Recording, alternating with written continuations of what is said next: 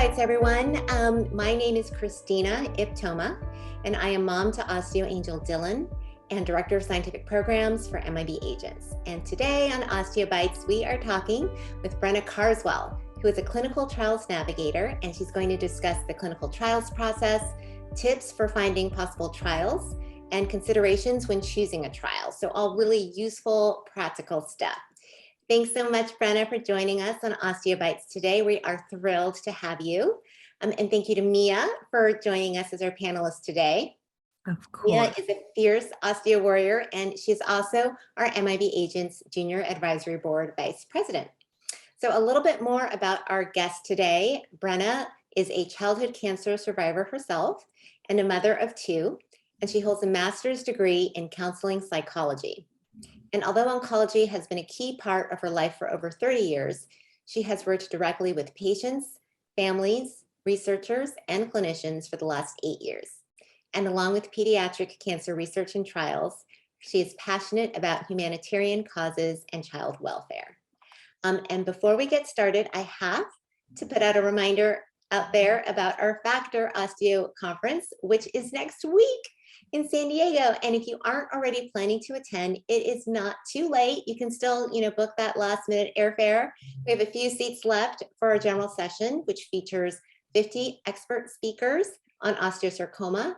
And new this year, we've added a wellness track that includes really cool programming like sound healing and healing touch, painting classes, flower arranging, some really great sessions that may be of particular interest to our families in treatment or bereaved families who may need a break from the scientific sessions. And if you can't attend in person, you can register to attend virtually and join us that way. It's just $79 for virtual registration, and that will give you access to the scientific panels via live stream or on demand, so you can watch on your own time. Nothing beats the energy of being in person at Factor and connecting and interacting with colleagues and the patient family community, but it is a great alternative if you can't make it to San Diego this year. There's also a Healing Hearts retreat on Sunday, which is provided at no charge for the families who have lost a child to osteosarcoma. And finally, if that's not enough to get you to San Diego, there are tacos and beers and karaoke at Mike Hess Brewing Seaport on Thursday. So all are welcome. All right, with that, I'm going to hand it over to Mia to introduce herself. Hello, everyone. It's great to be back on Osteobites. I am honored to be here today with Brenna. As Christina said earlier, I am the Vice President for MIB's Junior Advisory Board for 2022. I will be at Factor. I am super excited to go. A little about me, I've had osteo since September of 2018. And thankfully not on any systemic treatment. And I'm just getting some things picked off with ablations. And yeah, it's pretty much what you missed on Glee. Brenna, I can't wait for your presentation. I'm so excited and just glad that you're here. I can't thank you enough for having me. This is such an important topic and I feel like I'm among friends. So thank you so much. I really appreciate it. All right, so we are talking about navigating pediatric cancer clinical trials. I'm going to dive right in, but I also want to preface this by saying, clinical trials have been around for a very short period of time, relatively speaking. So a lot of this information is going to be new, but a lot of it you've probably heard before.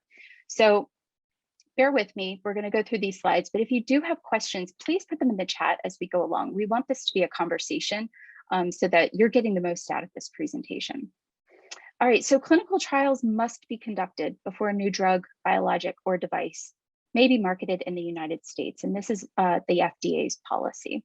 So in 1997, the US Food and Drug Administration regulated clinical trials by giving researchers authorization to test a new treatment or device under strict guidelines. So we're only talking since 1997. That's for oldies like me. That's not that long ago. So these rules are designed to make sure that patients who agree to participate in trials are treated as safely as possible. So there's 3 different types of trials. I'm going to move Christina over here. All right, there are interventional trials, observational trials, and then expanded access compassionate use trials. each of these serve a different purpose. For today, we're going to focus on interventional trials, and this is where an actual treatment is being investigated before becoming publicly available. Now, you can do a search on expanded access compassionate use for pediatric patients. I do not find many trials listed under this section. It is largely for reserved for adult trials. I'm hoping that that is going to change with the recent enactment of the Race for Children Act. But I guess we're going to have to just stay tuned. For now, what we do is reach out to trials that feel like they might be a fit, but are outside of the guidelines for patients. And then we ask the trial directly whether or not they are available for expanded access or compassionate use. And I was just going to jump in with a plug there that like a month ago or so, we had Elena from Kids v Cancer on Osteobites, and she talked about the process for compassionate use. So if anyone is listening who's interested in that path, you can look in our library on YouTube and find that too. Perfect. So there is a pathway from research to the marketplace. So, you know, of course, all trials start in the lab. So they're testing these treatments with non-human subjects, and then they're applying for FDA approval for phase 1 trials. So then they go into a phase 1 trial, an actual clinical trial. And the new treatment is now tested in humans, and then FDA approval is required as they progress through those trial phases. We're going to talk about that in just a moment. And then the ultimate, the holy grail, what they're aiming for is FDA approval. And that happens after they've successfully completed phase 3. At that point, the trial is released in the marketplace, at the drug, biologic, or device. And then it's more widely available and able to be prescribed more widely by oncologists. Really quickly, would you mind differentiating FDA cleared versus FDA approved? Because I know that there are some medical devices and some drugs that are out there that are cleared versus approved, and there is a difference. There is a difference. I'm not sure I'm going to do this justice, but I'm going to take a hack at it. So FDA cleared means that there's no proof at this point that this drug or biologic or device has any harmful side effects. So they are clearing it for use. It does not mean that it's approved, which means that they're still in the process of having all the testing completed and thoroughly going through and making sure that the device is ready for a wider marketplace release. Typically, when it's FDA cleared, it means that certain institutions are able to administer or provide the device. Generally, not all institutions are eligible or available to use that particular treatment. I hope that helps. Totally, thank you. No problem. All right, so here are the trial phases. So we've basically got 4. Now you've probably heard of early phase 1. Early phase 1 is really phase 0, right? So that's really, they're starting off very, very small. This is past all the lab tests, and now they're trying to determine, is this safe for humans? And they're gonna do this in small cohorts. Once they've got those small cohorts under, you know, things are going well, things are going smoothly, then they can open it into a full phase 1. Sometimes you're going to see phase 1/phase 2. And that means that they were approved to go into both, right? So they are now going to expand into 20 to 80 patients, but more than likely they're going to go all the way up to 100. And they're testing 2 different phases here if they're phase 1, phase 2. But primarily they're testing what is the highest dose they can give the patient that is safe without serious side effects. And then once you move into phase 2, they're talking about how effective is this? Do they need to adjust the methods? Are there other side effects that are starting to pop up at this point? If all of that goes smoothly, then you're moving into phase 3. Now, this is where it gets big. You're jumping from maybe over 100 to about a 3,000, to usually 2,000, 3,000 range. Probably the the most commonly referred or identified trial would be the CAR T trials. When they first started going big, they opened up to large populations because they were having so much success in the phase 1, phase 2s. So at this point, they're looking at how does this treatment compare to existing treatments? And then if that is looking great and they can confirm that this treatment is a better or as good option as the other existing treatments, then they're going to move into phase 4. So then you've got unlimited, you're pushing it out to the marketplace, and you're looking at long-term safety. A lot of leukemia trials are in this phase at this point. Some of them have been going on for 10, 15 years now, and they're really just tracking those long-term safety factors. So this is how successful these trials are. Oh, go ahead, Christina. Oh, no, I was just going to ask, particularly for a rare disease like osteo, is there a minimum number of patients that need to be enrolled in each of these phases for them to kind of move on to the next? That's a great question, and it really varies. It entirely depends on how many children, what the threshold is, right? So first they have to, some trials have to have a certain number of children between an age or in an age range, right? So they need a child that's over 12, or they need a child that's over age 5. And then once they have met that number, then they can open it to a couple more children. So it really varies depending on what the approval is. I know that's not a great answer, but you know, hopefully that gives a little bit of perspective on just how much clinical trials can vary depending on FDA approval. Thanks. So these are the numbers, according to the FDA website, of clinical trials that move forward. Now, this is not exclusive to pediatric oncology because PED-ONC is so niche, but this gives you a sense over all the clinical trials that are out there, just how hard it is to pass from one phase to the next. So 70% of trials get through phase 1, but only 30% get through phase 2.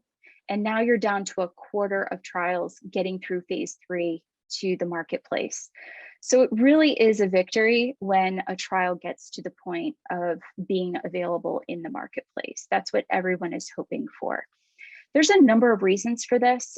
We could have a whole nother session just on what makes clinical trials successful or not. But patient enrollment tends to be the #1 reason. They need enough patients enrolled in these trials in order to test and in order to keep moving forward. Some of these trials, though, are so targeted that it's very difficult to get a patient population the size that they need in order to keep it moving through the phases.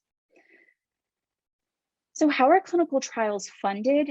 There's a number of different ways. These are in no particular order, but you're talking universities, hospitals, research foundations, private donors, co-ops, other organizations. You've got pharma, and then you've got the government. Now, I put the government on the bottom here intentionally, and that is because, as is famous in the childhood cancer community, prior to the Race for Children Act, government was only allocating 4% of its funding to pediatric cancer. So that really goes to show how much of these other components are making up that difference and how varied the funding can be. Trials, I don't have any slides about this, but trials are enormously expensive, even to launch. You're talking at least $1 million just to get the trial going, get patients enrolled, and hopefully heading toward a phase 2 trial. They can go all the way up to tens of millions of dollars, depending on what they're actually testing and how many patients they're testing it in. So all of these funding sources, really, really critical to making that happen. And Brenna, So if now, you were to have that in a pie chart, where is most? Where would it be? Yeah. Yeah, I would say for pediatric oncology, I would say the smallest slices are going to be the government and pharma. Pharma pretty famously has not seen a monetary value yet in investing in peds. Now, I think that that's about to change significantly because there's now with genetic testing, so many discoveries being made that are just as valuable to adult treatments. And so I think you're going to start seeing now that, you know, these trials are getting more commingled, pharma participating more in that funding. I would say the universities make up a large chunk of this. And then your research foundations and your private donors probably combined, the universities and hospitals are probably about a quarter of the pie as well. And then these other two make up the rest. Got it. So you've got everybody kind of working in concert.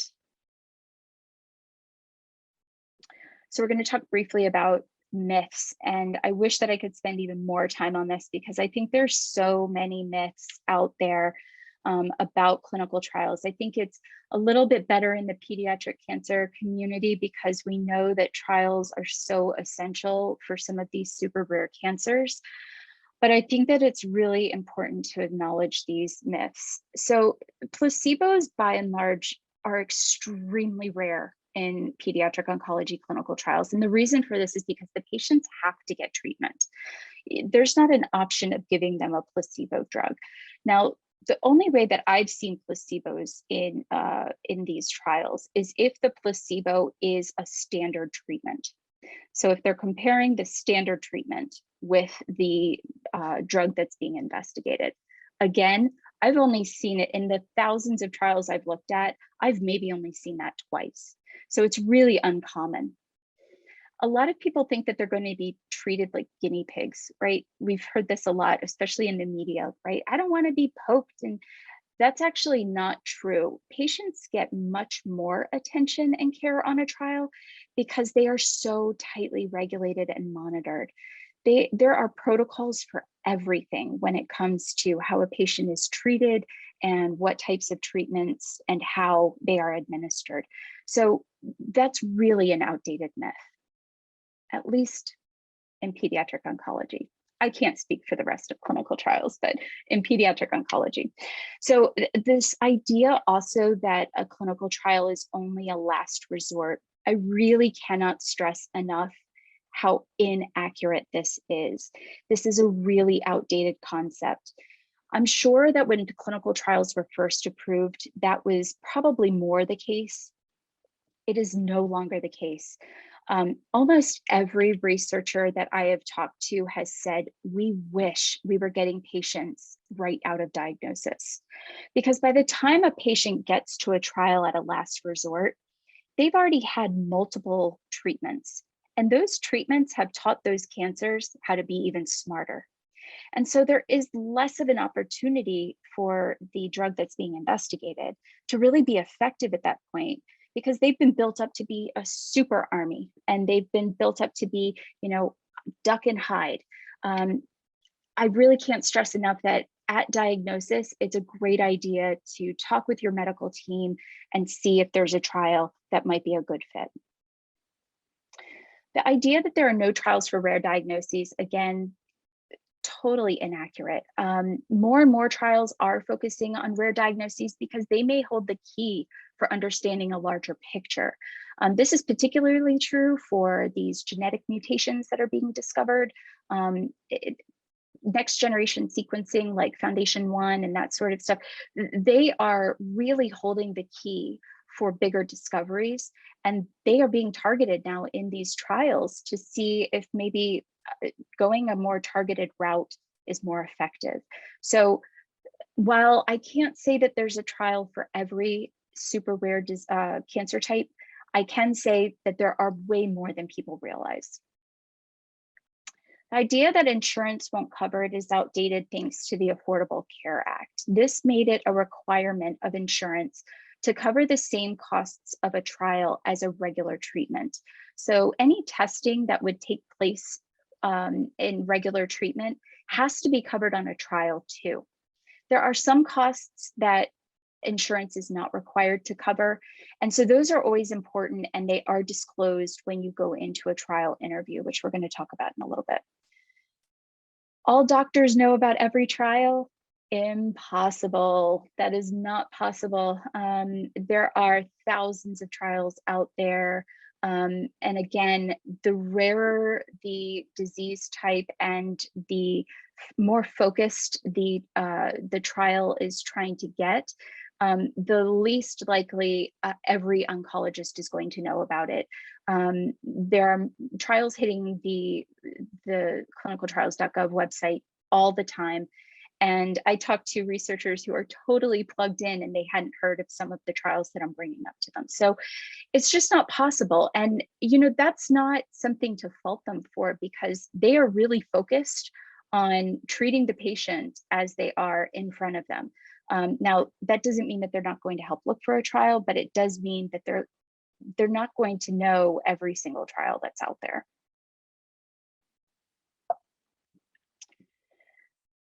This is a really interesting statistic, and I have to give props to my daughter because she actually did all of the slides for this. So I am not very technically savvy, but my 13-year-old is a graphic artist Are you in kidding? training. No, she did all Awesome. of this.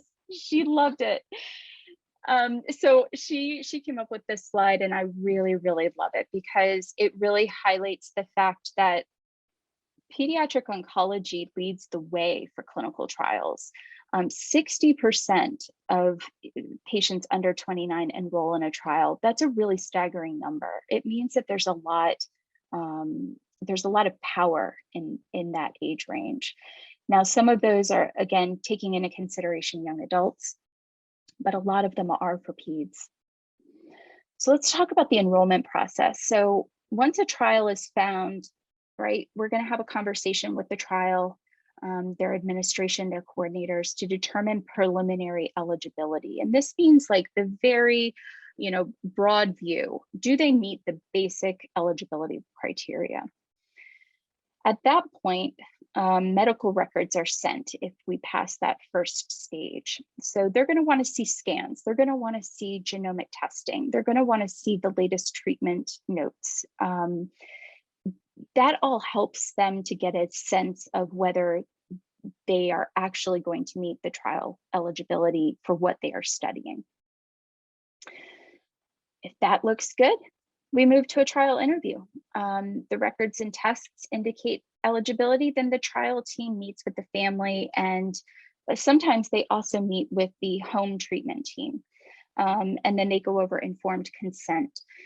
Informed consent, I believe, I don't have a slide on informed consent, but we're going to talk about consent in general in just a moment. But informed consent is basically the ins and outs of the trial. I've seen informed consents that are 60 pages long. So it's very, very thorough. They're going through exactly what drugs are administered, exactly what steps they're going to take, the timelines, the possible side effects, travel, whatever is needed and encapsulated in being part of that trial. They go over that in informed consent so that you know all the ins and outs before you agree to it. Now, there are some considerations before you enroll in a trial. Travel is the biggest, and we hear about this a lot because sometimes trials are not local. And you've got to travel to get there, and it can take a toll. You've got to have a caregiver. It can take a lot of coordination to have that caregiver and patient access trains or airplanes. You throw a pandemic into it, and it really rattles things up. So travel is definitely a consideration that is very serious. Costs are another one, and it's not necessarily the treatment that is the cost. It is the part of that travel of lodging and meals, the things that aren't covered by the trials. You forget a toothbrush, the weather isn't what you expect. All of these things add up. Family, time away from family, it can affect siblings, it can affect partners, it can affect pets. We've seen a lot of people FaceTiming with their dogs because they miss their dogs when they're away for a week or two at a time. And it can affect the family income. So those are definite considerations. And then you've got the management of it all, right? The entire environment of coordinating insurance to oncology teams, travel, keeping tabs at home, It's a lot to consider. You have to have a team. Quickly backtracking to Yeah. the funding chart that you had up for Mm. rare cancers, in terms of funding, do they rely more on private and less on pharma in general?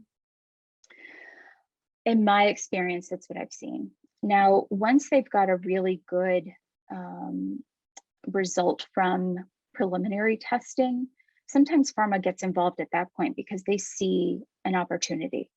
That rare cancer might actually have a discovery that's leading to a bigger one.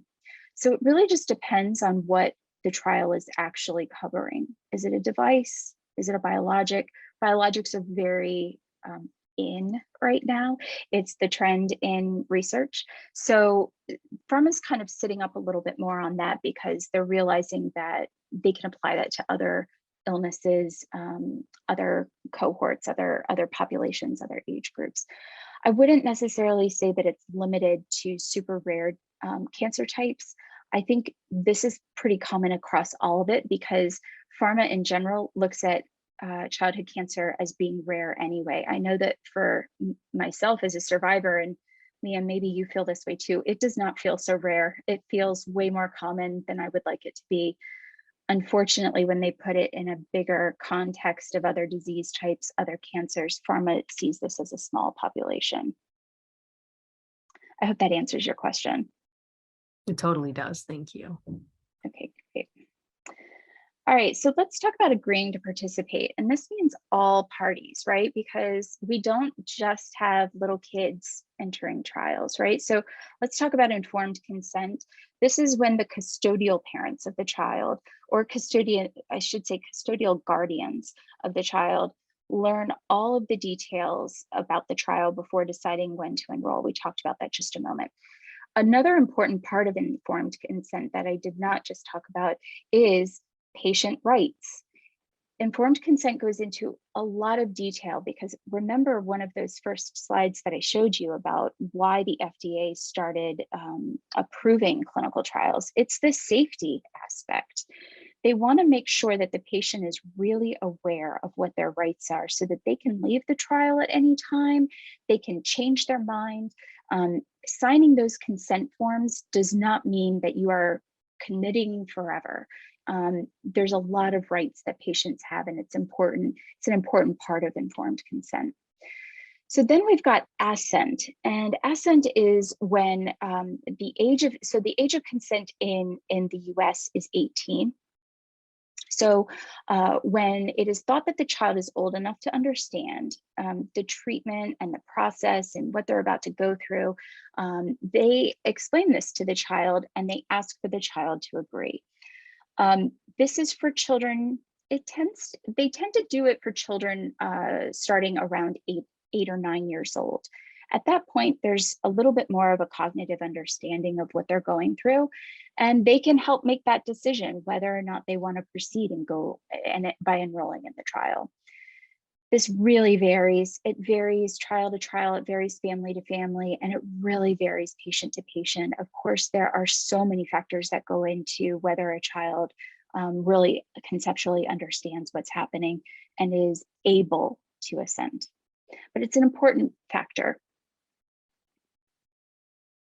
So let's talk briefly about why clinical trials are so important. And it's because children are not tiny adults.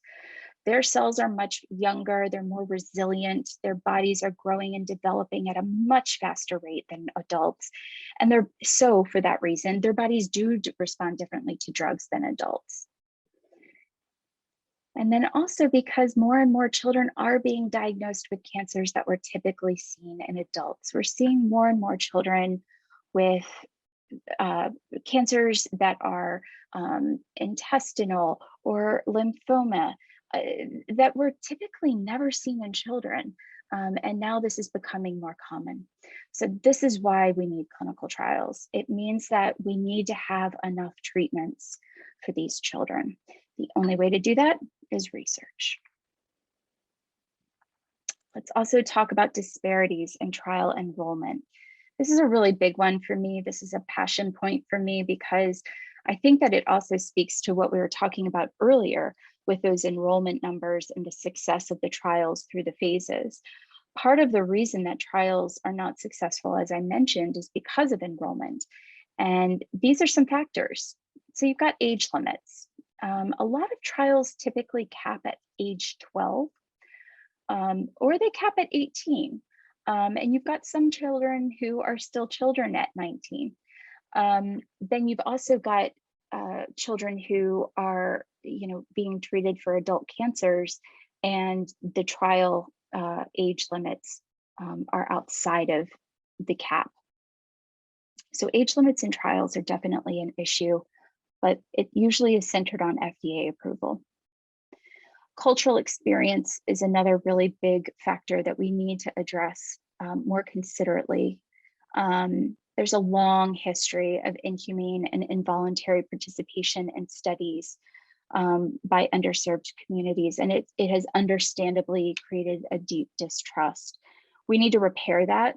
We need to do more listening. We need to do more educating so that everybody is really clear on what needs to happen in order for everyone to feel safe and comfortable. Access. So teens may be treated at a hospital that doesn't offer trials for their age group. And it kind of goes back to what I was saying a moment ago, where you've got these cancers being diagnosed in age ranges that they weren't being diagnosed at before. So some of these teen kids are being referred to, main hospitals outside of children's hospitals. And that really limits what's available to them. The cost is always a factor for the reasons we just talked about a few moments ago. Sometimes trials are not often local, and it seems unaffordable and out of reach. And I say seem, the truth of the matter is that it is unaffordable and out of reach for many, many families, especially families who have been in this fight for a really long time and finances are already pretty drained. Oh, we got a great question from the audience. Oh, yes. So many trials for osteosarcoma specifically seem to have a minimum age of 12. Is one of the reasons for this is that researchers want to have a consenting age, or is there a physical or medical reason? Do you ever see flexibility on this age minimum in your work? Really good question. And I've noticed the same trend.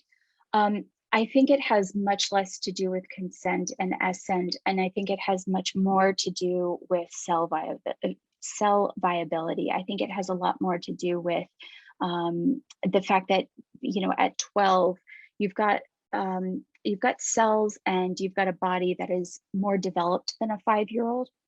And so as the child is growing and those cells are growing along with the cancer, it becomes harder to gauge whether or not the treatment is working. When you've reached that start of puberty, things start to slow down just a little bit more. And so for the most part, investigators are able to see that the treatment is working a little more effectively.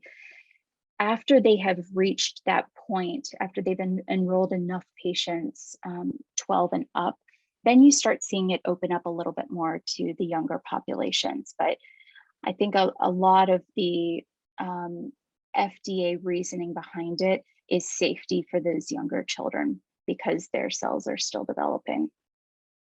I hope that helps. Yeah, thank you. So this is a striking one, that less than 25% of adolescents and young adults are enrolled in trials, which is sort of interesting contrast to what we were just saying, which is in osteo, you've got these age limits that sort of start at 5, and yet you've got this gap, right? And so I think there's a lot of research going on right now, especially in the psychosocial realm, about why there's this dearth of enrollment in the teen years. It may also, some studies are finding that it may also correlate with a lower survival rate for this population. But there's also arguments that there's just not enough drug development in some of these cancers that are so deadly.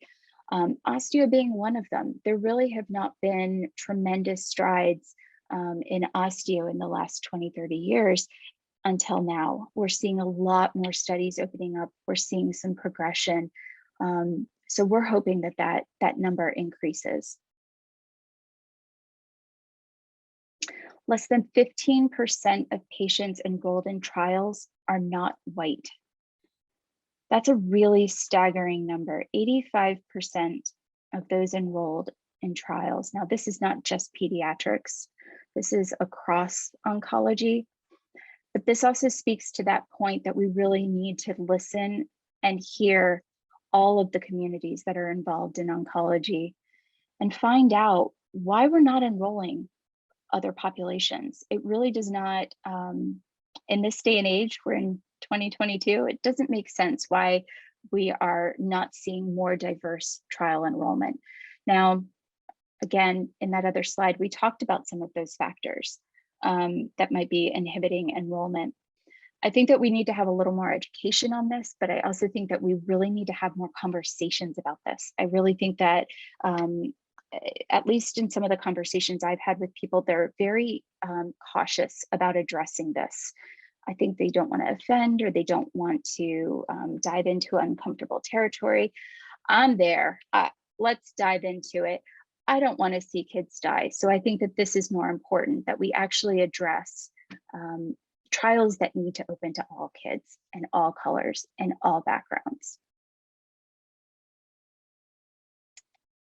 As if I didn't drive this point home enough, treatments need to work for all children, and here's some reasons why. So some cancers are particularly prevalent or aggressive or non-responsive in persons of color. And that's really important, because without trial enrollment of that particular population, it means that we don't understand why that cancer is performing differently in that particular person.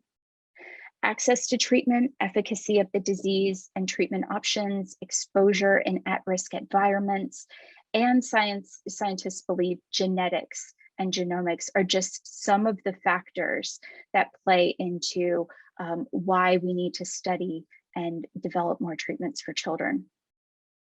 Homogenized data sets mean that there's a lack of progress in treating a broader population and potentially finding stronger cures. So without the 2 points above being addressed, it means that we have data that isn't really complete or reflective of all the diagnoses that are out there in pediatric oncology.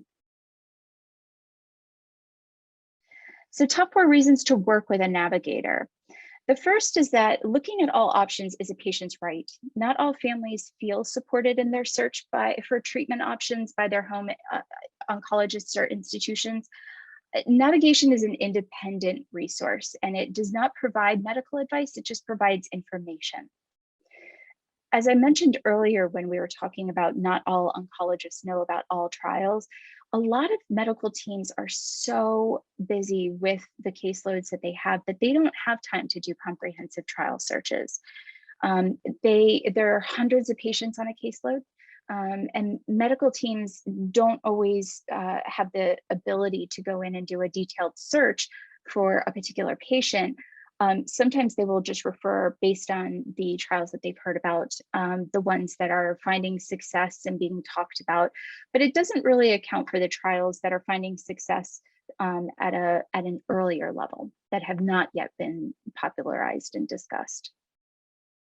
A third reason to work with a navigator is that you're getting unbiased, thorough answers. Sometimes families have questions that they're afraid to ask their medical team. They don't want to offend the medical team or appear ungrateful or compromise the relationship. And navigation provides the space for those questions and concerns. And the fourth reason is that navigators often have additional resources. So we tend to be well connected in the field. We're able to get answers quickly because we tend to know somebody who, and that person will respond quickly or get the information that we need. We can also offer other resources. So as we talked about already, there's a lot of factors that go into deciding on a clinical trial. If there's an impeding factor or some sort of obstacle that is making a family hesitant to consider a trial, we may be able to throw out a resource or a suggestion that might make those obstacles lessen or disappear altogether. I can't stress this enough. Navigators provide information, not medical advice. I'm sure Christina can speak to this. It's important that families come with understanding the boundaries and limitations that navigators provide. We are not oncologists. We are not the treatment team. It is simply an opportunity to provide the information that's already out there, but put it into context. So let's talk about conducting your own clinical trial search. Now, this is where we start, right? So we're starting at clinicaltrials.gov. We're going to cast a wide net.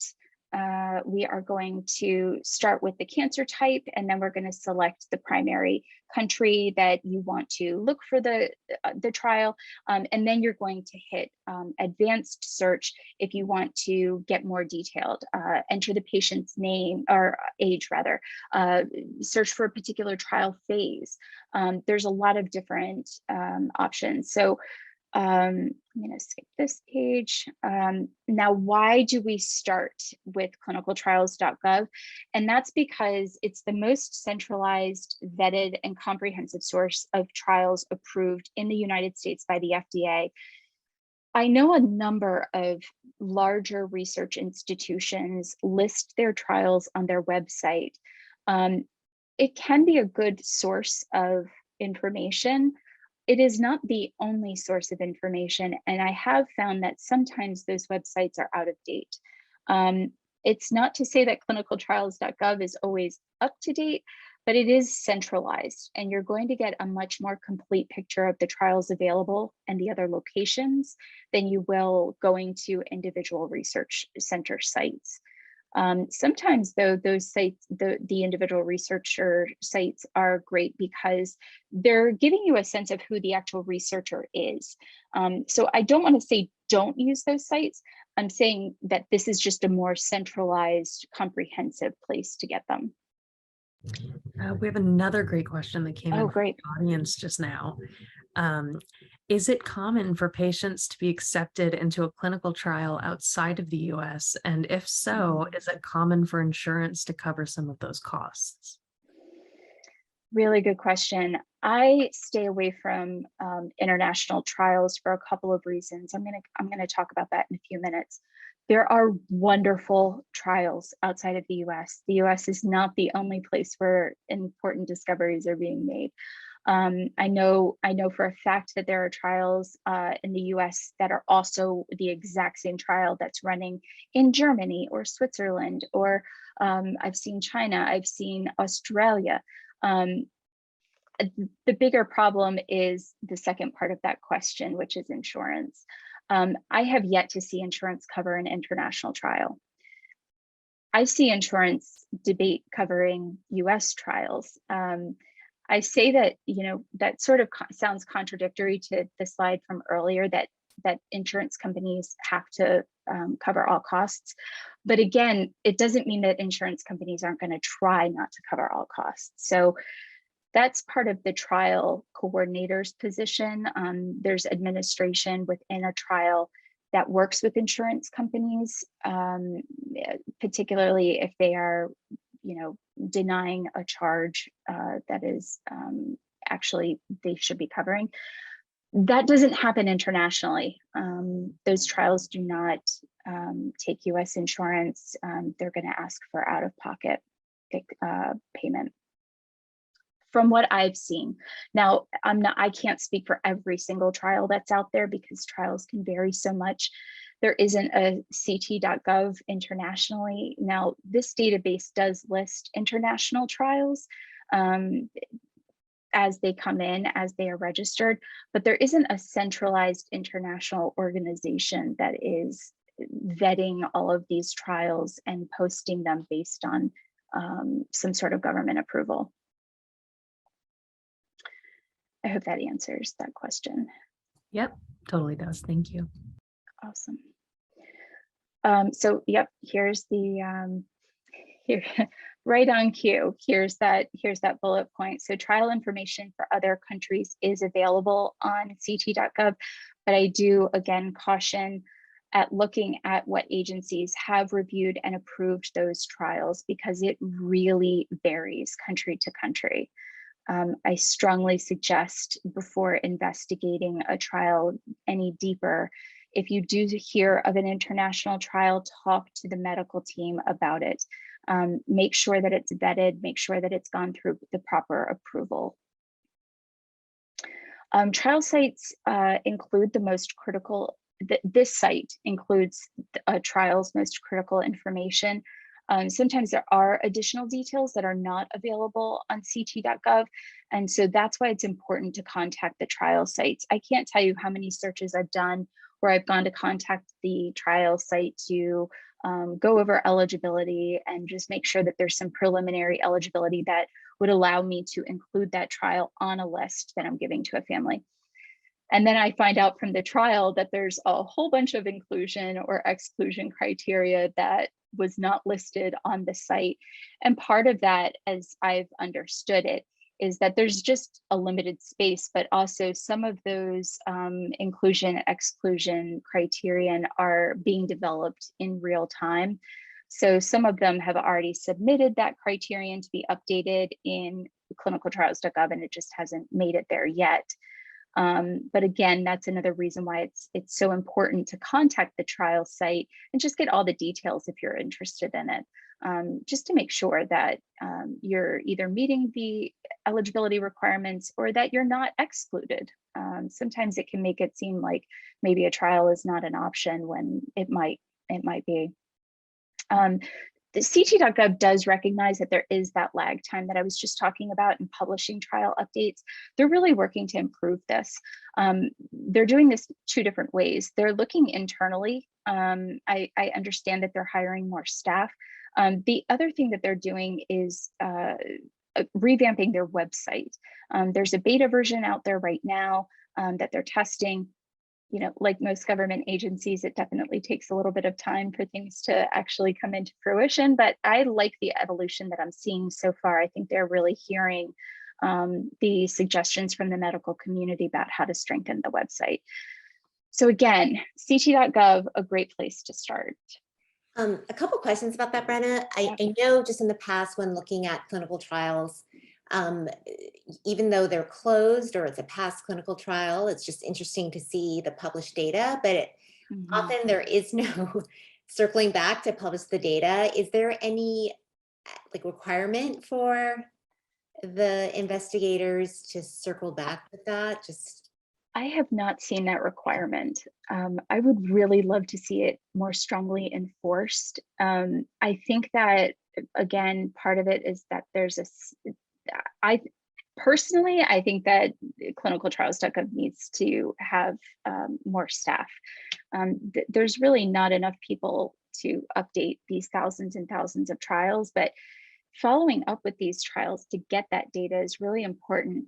I think there's a lot of reliance on that data being published in PubMed or wherever, but this is the source, right? It's clinicaltrials.gov. So I'm with you on that. I really wish that there was more published results. I've gone in and looked at a number of trials that have closed only to see that there isn't published results.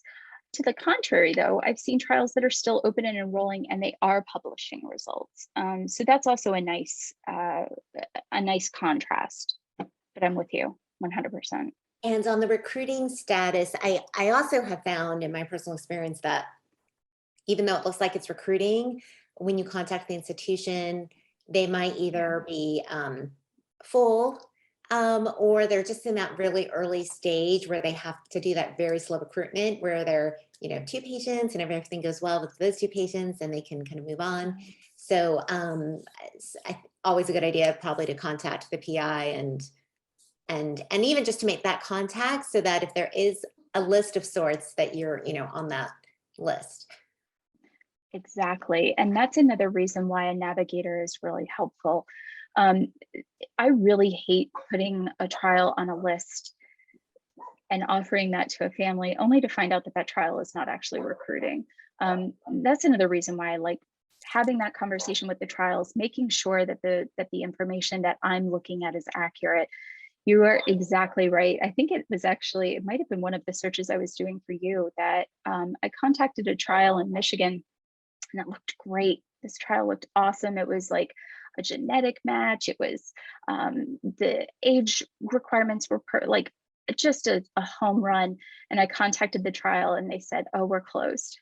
I said, "No, you have to be kidding me. Like, it says that you're recruiting." I said, "Please update your clinicaltrials.gov page." So I'm with you. It's very, very frustrating, but it's also another reason, to work with somebody or to, do it yourself, to just follow up with the trial, get the right information. So this is what an advanced search looks like on ct.gov. I recommend it if you have the parameters that you want to do the search for. I start broad with, you could start with osteosarcoma. Honestly, if you have any other information, if you have a subtype, if you have a specific mutation, if you have an abnormal cell that has come up in testing, enter that into other terms. Or you could even try the condition or disease at the top here. The reason for that is because of what we were talking about earlier, where sometimes a trial is listed not by that particular cancer type, but by these little subcategories. So you're casting a wider net by doing individual searches for each criterion. I don't like being let down, as you probably heard just a moment ago. So I don't, unless I'm looking for a particular trial's results or maybe a trial that is moving into a phase 3, I don't look at anything other than recruiting and not yet recruiting. It narrows the pool and it allows you to really do a deeper dive on the trials that come up in the results.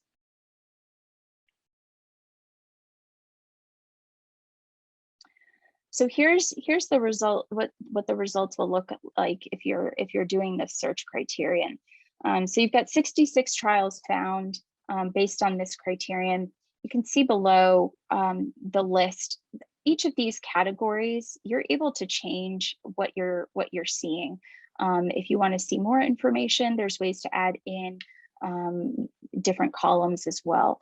So there's a lot that you can manipulate here. Every detail counts. So next generation sequencing, like I've been talking about, it really can open up more treatment options. If you have a child that has not yet had tumor testing, now sometimes this is not possible, right? Sometimes you can't get a tissue sample or it's non-resectable. But if it is possible, I highly recommend doing the sequencing. Many insurance companies I'm hearing are starting to develop programs to fund this or cover it, particularly if a medical team is prescribing it or requiring it. Many trials, again, are not studying specific cancers. They're studying specific cancer genes. And so that's another reason why these sequencing tests really count. And again, try searching by known genetic mutations or abnormalities. So now you can get even more detailed. You can talk about the stage, you can narrow it by stage of treatment, by intervention, and by intervention, you can see here what they are studying. You can also narrow it by location. If you know that you don't want to travel to the East Coast or the West Coast, you don't want to travel more than 200 miles, you're able to narrow it by the location and see what's just in that area. Another one that I do recommend taking a look at is how long a study has been open. It kind of goes back to what Christina was talking about earlier with published results. If you've got a study that's been open for a while, there's likely to be some results posted in there, and that gives you a better idea of how successful the trial might be in general, and then whether your child might actually find success on that trial. The published results really break down different aspects of the patients on the trial being treated and what the outcomes were. it just helps to get a better picture of what the outcome of the trial was. Conversely, a newer trial, you're able to get a better sense of exactly what is being studied. There's a little, I find that the newer trials have more recent research as well. And so they're able to sort of explain what benefit would be. I'm not saying don't enroll in older trials. I think that might be a misinterpretation here. I'm saying you want to look at both newer trials and older trials, but particularly look at those results if they are posted. Hey, Brenna, I was wondering, is there a resource that you can point people to with just kind of a list of questions to ask about trial eligibility, enrollment, things like, washout periods, like how long do I have to be off my current therapy before I can enroll, or like, am I able to get other, interventions like radiation or surgery while I'm on the trial? Yeah, so that's really individual to the trial, but that is all listed in the trial descriptions. So if you have a particular trial that you're interested in, I recommend getting that NCT number. It's the number that identifies the trial with the government. Enter that in there and you'll be able to look up the trial and see exactly what the requirements are. A lot of trials have specific requirements for what you were saying, what treatments you've been on, how long you need to be off those treatments before starting the trial, and so on and so forth. So there isn't a centralized list because it's so individual based on the trial. But if you have an idea of what you're looking at, in clinicaltrials.gov, it will list that. Okay, thanks. And then we actually have to wrap up in a couple minutes, Okay. but I don't want to cut you off prematurely if there's any other key points that you want to. Not at all. I guess my last point is that communication is key, right? So have that conversation with your medical team. There's navigators at hospitals, there's navigators with insurance companies now, and then there's private navigators. I do this at night and on the weekends, and with family, friends, anybody that reaches out. So communication is great. It will help you get the results that you need. Thank you so much for having me. I really, really appreciate it. Thank you, Brenna. And Ashley, would we be able to share your slides with the Absolutely. attendees?